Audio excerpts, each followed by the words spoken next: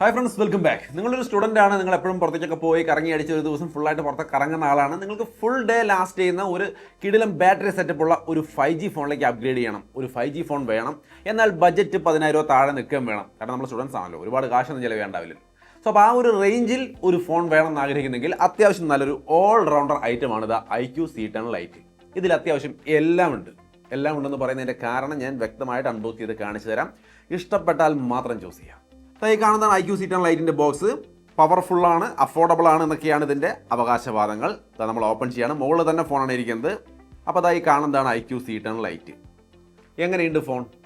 നൈസായിട്ടുണ്ട്. പ്രത്യേകിച്ച് അങ്ങനെ വലിയ സംഭവങ്ങളൊന്നും പറയാനില്ല. വെയിറ്റ് ചെയ്യൂ, ഞാൻ അതിലേക്ക് വരാം. അതിന് മുമ്പ് ബോക്സിൽ വേറെ കേസൊക്കെ ഉണ്ടോ നോക്കാം. കേസ് ഉണ്ട്, ഡോക്യുമെൻറ്റ്സ് കാര്യങ്ങളൊക്കെ കാണുന്നുണ്ട്. ട്രാൻസ്പെറൻറ്റ് കേസാണ്, മാറ്റി വയ്ക്കാം. 15 വാട്ടിൻ്റെ ചാർജർ കൊടുത്തിട്ടുണ്ട്. അതേപോലെ ചാർജിങ് കേബിൾ, സിം ടൂൾ, ഇത്രയും കാര്യങ്ങളാണ് ബോക്സിലുള്ളത്. ബോക്സ് അങ്ങോട്ട് മാറ്റി വയ്ക്കാം. ഫോണിലേക്ക് വരാം.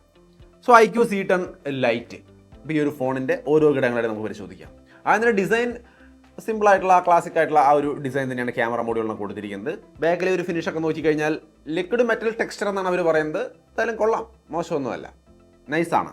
ടൈറ്റാനിയം ബ്ലൂ, സൈബർ ഗ്രീൻ, അങ്ങനെ 2 കളറുകളാണ് വരുന്നത്. ഇഷ്ടമുള്ള നോക്കിയിട്ട് ചൂസ് ചെയ്യുക. പിന്നെ ഇതിൽ IP64 water and dust resistance വരുന്നുണ്ട്. സോ അത്യാവശ്യം മഴ നനഞ്ഞാലൊന്നും പെട്ടെന്ന് അങ്ങനെ വെള്ളം കയറുന്ന അവസ്ഥയില്ല. പക്ഷേ വെള്ളം കയറിയാൽ പണി കിട്ടും. അതുകൊണ്ട് വെള്ളം നനയ്ക്കാതെ തന്നെ കൊണ്ടുനടക്കാൻ നോക്കുക. പിന്നെ SGS 5-star ആൻറ്റി ഫാൾ പ്രൊട്ടക്ഷനും കാര്യങ്ങളൊക്കെ വരുന്നുണ്ട്. പെട്ടെന്ന് താഴെ വീണാലും അങ്ങനെ പെട്ടെന്ന് തന്നെ കംപ്ലൈൻറ്റ് വരുന്ന അവസ്ഥയില്ല.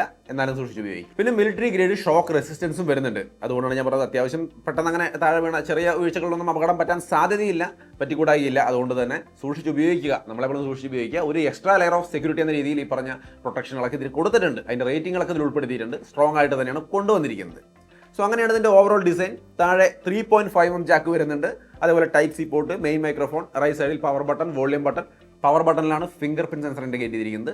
നിങ്ങൾക്ക് ഇവിടെ കാണാം സൈഡ് മൗണ്ടഡ് ഫിംഗർ പ്രിന്റ് സെൻസറിൻ്റെ പെർഫോമൻസ് യാതൊരു ഇഷ്യൂ ഇല്ല, നൈസായിട്ട് വർക്ക് ചെയ്യുന്നുണ്ട്. അതേപോലെ തന്നെ ടോപ്പിൽ സ്പീക്കർ ഗില്ല് കാണാം. ലെഫ്റ്റ് സൈഡിൽ സിം ട്രേ, ട്രിപ്പിൾ കാർഡ് സ്ലോട്ടാണ്. 2 സിമ്മും മെമ്മറി കാർഡ് ഒരേ സമയത്ത് ഉപയോഗിക്കാൻ സാധിക്കും. ഫ്രണ്ട് ഡിസ്പ്ലേയുടെ ലുക്ക് നിങ്ങൾക്ക് ഇവിടെ കാണാം. ഈ രീതിയിലാണ് കിടക്കുന്നത്. സോ മൊത്തത്തിൽ ഒരു 10,000 താഴെയുള്ള ഫോൺ എന്ന രീതിയിൽ പറയുമ്പോൾ തീർച്ചയായിട്ടും ഡീസൻ്റ് ആയ സെറ്റപ്പ്. ഇനി ഇതിലെ മെയിൻ ഘടകം നമ്മൾ ആദ്യം പറഞ്ഞ പോലെ ഫുൾ ഡേ ലാസ്റ്റ് ചെയ്യുന്ന ഒരു കിടിലം ബാറ്ററി, 6000 mAh ബാറ്ററി തന്നെ കൊടുത്തിട്ടുണ്ട്. സോ തീർച്ചയായിട്ടും നല്ല ബാറ്ററി ലൈഫ് കിട്ടും. 15 വാട്ടിൻ്റെ ചാർജറുണ്ട്. ഒരു തവണ ഫുൾ ചാർജ് ചെയ്താൽ തീർച്ചയായിട്ടും ഒരു ദിവസം അല്ലെങ്കിൽ 1.5 days, 1.5 ദിവസം സുഖമായിട്ട് നമുക്ക് കൊണ്ടുനടന്ന് ഉപയോഗിക്കാൻ സാധിക്കും. സോ നല്ലൊരു ബാറ്ററി ലൈഫ് ഈ ഫോണിൽ നിങ്ങൾക്ക് പ്രതീക്ഷിക്കാം. അതാണ് ഇതിൻ്റെ മേജർ ഹൈലൈറ്റ്. ഇതിൻ്റെ ബാറ്ററി ഹെൽത്ത് എങ്ങനെ കുറേ നാൾ നിൽക്കുമെന്ന് ചോദിച്ചാൽ 5 വർഷം വരെ, 5 ഇയർ വരെ ലാസ്റ്റ് ചെയ്യുന്ന ഒരു ബാറ്ററി ഹെൽത്തും കാര്യങ്ങളാണ് പറയുന്നത്. അതിൻ്റെ ഒപ്പം തന്നെ 80% ബാറ്ററി ഹെൽത്ത് 1500 ചാർജിങ് സൈക്കിളിന് ശേഷവും നിലനിൽക്കും എന്നുള്ളതും ഒരു നല്ല കാര്യമായിട്ട് പറയുന്നുണ്ട്. സോ ഓവറോൾ നല്ലൊരു ബാറ്ററി സെറ്റപ്പ് കൊടുത്തിട്ടുണ്ടെന്ന് സാരം. അതാണ് നമ്മൾ തുടക്കത്തിൽ പറഞ്ഞത്, ഓൾ ഡേ ലാസ്റ്റ് ചെയ്യുന്ന അടിപൊളി ബാറ്ററി സെറ്റപ്പ് എന്ന്. ഇനി ഇതിൻ്റെ ഡിസ്പ്ലേ നോക്കിയാൽ 1000 nits ഹൈ ബ്രൈറ്റ്നസ് വരുന്ന ഒരു നല്ല ഡിസ്പ്ലേ ആണ്. അതായത് അത്യാവശ്യം ഔട്ട്ഡോറിലൊക്കെ നല്ല ഡീസൻ്റ് ആയി വിസിബിലിറ്റി കിട്ടുമെന്ന് സാരം. അതിനൊപ്പം തന്നെ 6.7 ഇഞ്ചാണ് ഡിസ്പ്ലേ സൈസ് വരുന്നത്. ഫുൾ HD+ ഡിസ്പ്ലേ ആണ്, LCD ഡിസ്പ്ലേ ആണ്. രണ്ടായാലും സംഗതി ഓവറോൾ ഈ ഒരു പ്രൈസിന് ഡീസൻ്റ് ആയ ഡിസ്പ്ലേ ആണ് കൊടുത്തിരിക്കുന്നത്. 90 Hz ഫാസ്റ്റ് റീഫ്രഷ് റേറ്റും കാര്യങ്ങളുണ്ട്. അതുകൊണ്ട് തന്നെ അത്യാവശ്യം സ്മൂത്ത് ആയിട്ടുള്ള എക്സ്പീരിയൻസും കിട്ടുന്നുണ്ട്. പിന്നെ TUV റെയിൻ ആൻഡ് ഐ പ്രൊട്ടക്ഷനും കാര്യങ്ങളൊക്കെ വരുന്നുണ്ട്. ഓവറോൾ ഡിസ്പ്ലേയുടെ പോയിന്റ് ഓഫ് വ്യൂ ഒരു പ്രൈസിൽ നോക്കുമ്പോൾ നല്ലൊരു ഡിസ്പ്ലേ ആണെന്ന് പറയാം. ഒപ്പം തന്നെ ഇതിന്റെ പെർഫോമൻസും പ്രധാനപ്പെട്ട ഘടകമാണ്. അത്യാവശ്യം നല്ല പെർഫോമൻസ് ഉണ്ടാവണം. നമുക്ക് ഓൾ ഡേ ബാറ്ററി മാത്രം നിന്നാൽ പോരാ, വർക്കും ചെയ്യണ്ടേ. Dimensity 6300 5G പ്രോസറാണ് വരുന്നത്. അത്യാവശ്യം ഡീസൻ്റ് ആയ ഡേ ടു ഡേ ടാസ്ക് ഒക്കെ ഭംഗിയായിട്ട് നടക്കും. വേണമെങ്കിൽ അത്യാവശ്യം ചെറുകിട ഗെയിമുകളൊക്കെ കളിക്കാം. ഞാൻ അവിടെ കളിച്ച് കാണിക്കുന്നുണ്ട്. ടെമ്പിൾ റണ്ണൊക്കെ നൈസായിട്ട് ഗെയിമും കളിക്കാവുന്ന ഒരു സെറ്റപ്പാണ്.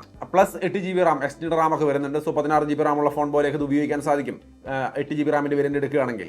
പിന്നെ 120 Hz ടച്ച് സാമ്പിളിംഗ് റേറ്റ് വരുന്നുണ്ട്. 240 Hz ടച്ച് സാമ്പിളിംഗ് റേറ്റ് ഗെയിമിംഗിൽ കിട്ടും. പിന്നെ ഇതിൽ അൾട്രാ ഗെയിം മോഡ് പോലുള്ള കാര്യങ്ങൾ വരുന്നുണ്ട്. നമുക്ക് ഗെയിമിങ്ങിന് വേണ്ടി കുറച്ച് ഒപ്റ്റിമൈസേഷൻ കാര്യങ്ങളൊക്കെ അൾട്രാ ഗെയിം മോഡ് എനേബിൾ ചെയ്ത് കഴിഞ്ഞാൽ നിങ്ങൾക്ക് കിട്ടും. ഒപ്പം തന്നെ അതിൽ 4D ഗെയിം വൈബ്രേഷൻ വരുന്നുണ്ട്.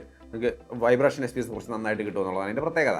പിന്നെ ഡൈനാമിക് വോളിയം ബൂസ്റ്റർ വരുന്നുണ്ട്. നിങ്ങൾ ഗെയിം കളിക്കുമ്പോൾ നിങ്ങൾക്ക് വോളിയം കൂടുതൽ വേണമെന്നുണ്ടെങ്കിൽ അപ്പോഴും നല്ല എപ്പോഴായാലും വോളിയം കൂട്ടുമ്പോൾ 200% വോളിയം കൂടുന്നുണ്ട്. അപ്പോൾ കുറച്ച് നല്ല ലൗഡായിട്ടുള്ള വോളിയം നമുക്ക് ഇതിനകത്ത് കിട്ടുമെന്നാണ് പറയുന്നത്. ഒപ്പം തന്നെ ഡുവൽ സ്റ്റീരിയോ സ്പീക്കർ കൊടുത്തിട്ടുണ്ട്. അതും ഒരു നല്ല കാര്യമാണ്. 10,000 താഴെയുള്ള ഫോണിൽ തന്നെ ഡുവൽ സ്റ്റീരിയോ സ്പീക്കർ കൊടുത്തിരിക്കുന്നു. ഇനി ഇതിൻ്റെ ക്യാമറ, ഈ ഒരു പ്രൈസിനുള്ള ക്യാമറ ഉണ്ടോ എന്നുള്ള കാര്യം ഒന്ന് കണ്ടു നോക്കിക്കോളൂ. സാമ്പിൾസ് ഞാൻ അവിടെ ഷെയർ ചെയ്യുന്നുണ്ട്.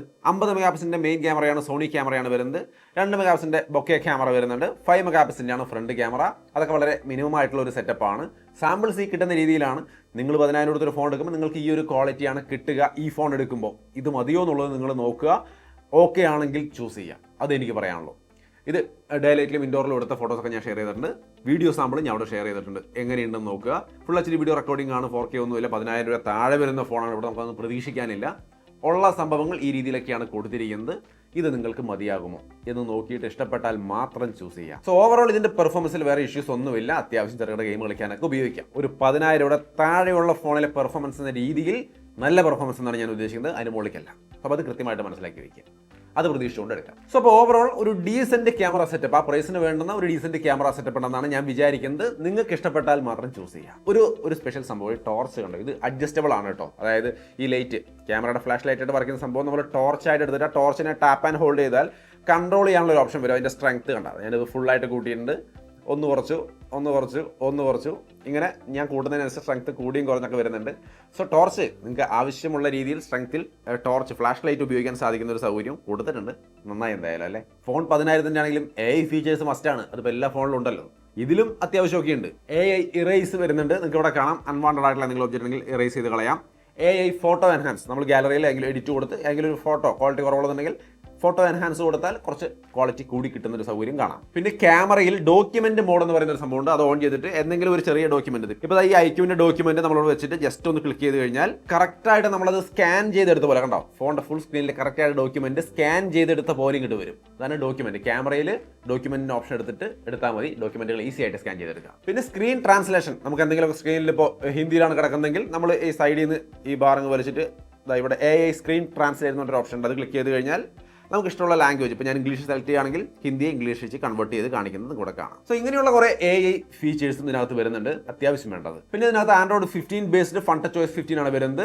2 വർഷത്തെ ആൻഡ്രോയിഡ് അപ്ഡേറ്റും 3 വർഷത്തെ സെക്യൂരിറ്റി അപ്ഡേറ്റും കമ്പനി ഓഫർ ചെയ്യുന്നുണ്ട്. 50 മാസത്തെ സ്മൂത്ത് എക്സ്പീരിയൻസും കമ്പനി ഓഫർ ചെയ്യുന്നുണ്ട്.